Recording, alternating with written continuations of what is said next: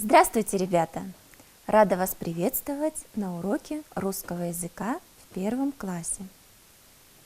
Ножки на пол все поставим, спинку прямо разогнем.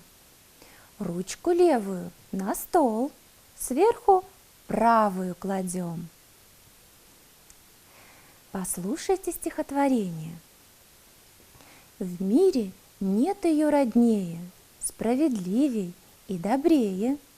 Я скажу, друзья, вам прямо, лучше всех на свете мама. Какой звук в этом слове вам уже знаком? Да, гласный звук А. А с каким звуком мы еще не работали? Верно, со звуком М. И сегодня на уроке мы узнаем все о букве М и звуках, которые она передает. Научимся узнавать в словах эти звуки, писать букву М. Выполним множество интересных заданий. И в этом нам помогут. А кто нам поможет, попробуйте догадаться сами. Глазки, пуговки и носик в норку всю добычу сносят. Вот в углу скребется, слышишь? Кто такие это? Верно, ребята, это мыши. Сегодня к нам на урок пришли мышки Миша и Муша. И сегодня вместе с мышатами мы будем знакомиться с большой буквой М и маленькой буквой М. Итак, начнем. Вот мышонок Миша. Имя у него начинается со звука М. А это Муша. Имя у нее начинается со звука М. Эти звуки на письме обозначаются большими буквами М. А еще звуки М и М могут обозначаться маленькими буквами М. Например, в словах медведь и малина. Причем в слове медведь буква М обозначает мягкий звук М. Мягкие звуки мы будем изображать зеленым цветом. А в слове малина буква М обозначает твердый звук М. Твердые звуки будем изображать синим цветом. И мы уже знаем, что все звуки обозначаются в квадратных скобках. А к мягкому звуку добавляется значок, похожий на запятую, который показывает, что этот звук мягкий. А еще мы помним, что буквы мы видим и пишем, а звуки говорим и слышим. Произнесите еще раз звук М. Обратите внимание на то, что при произношении во рту есть преграда. Наши губы мешают свободно произносить эти звуки. Этот звук согласный. Слышно больше голоса, чем шума. Это значит, что звук М звонкий. Например, металл, мука, мост, комната, молния. Звук М непарный и звонкий. Все согласные звуки могут быть твердыми и мягкими. Большая буква М и маленькая буква М тоже могут обозначать твердые и мягкие звуки. Чтобы лучше запомнить эти звуки, мы сейчас поиграем в одну интересную игру. Я буду называть вам слова, а вы, ребята, должны будете распределить слова, в которых есть звуки «м» и «м» в два столбика. В первом столбике будут слова, в которых есть твердые звуки «м», а во втором столбике слова, в которых есть мягкие звуки «м». Итак, начали. Компот.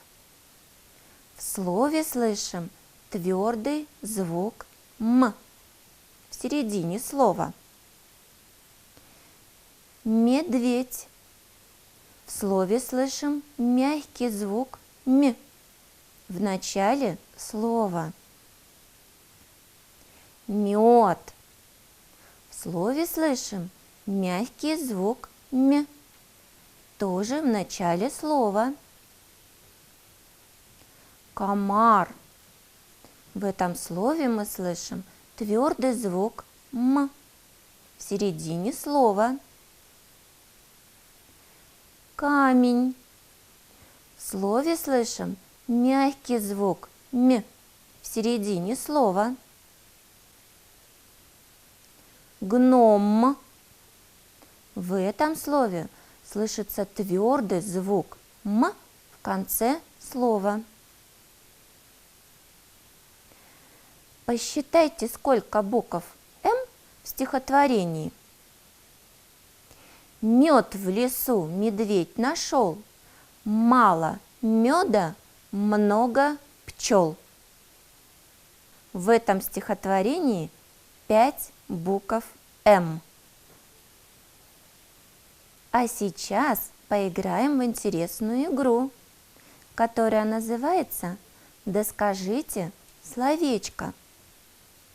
Я буду читать стихотворение, а вы должны, ребята, продолжить его подходящим словом и попытайтесь определить, какой звук в этом слове – твердый или мягкий.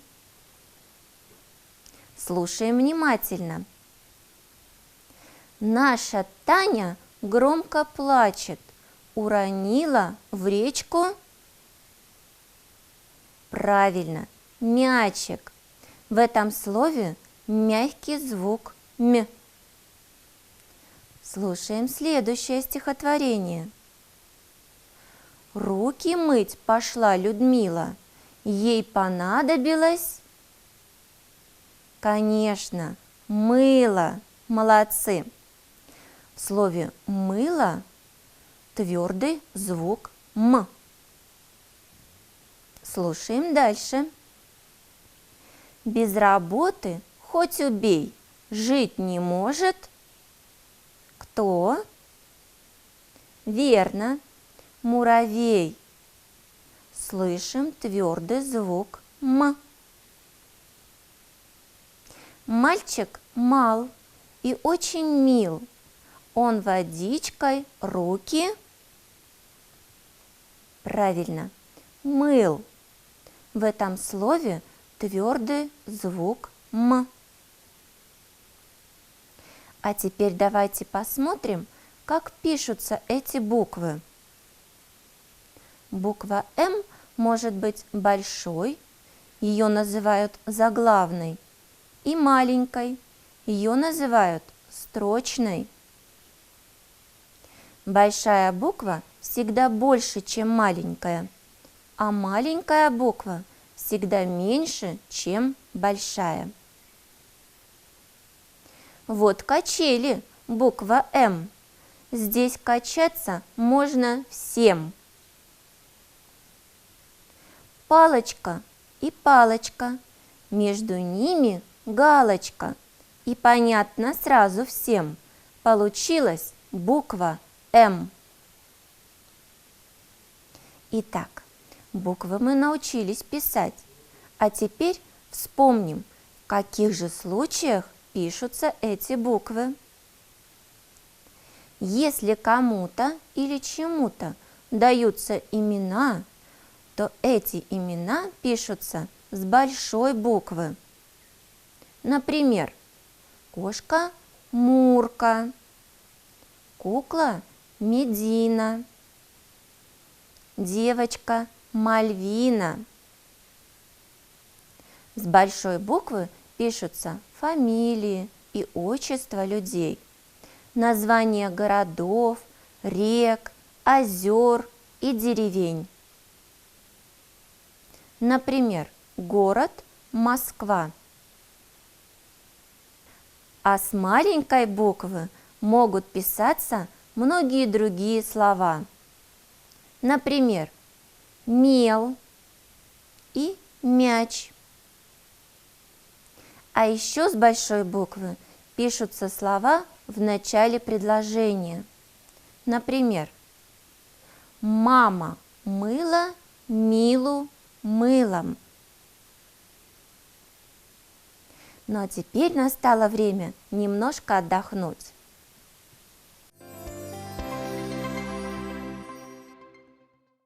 Смотрите, в небе самолет, а в самолете тот пилот штурвалом ловко управляет и между облаков летает.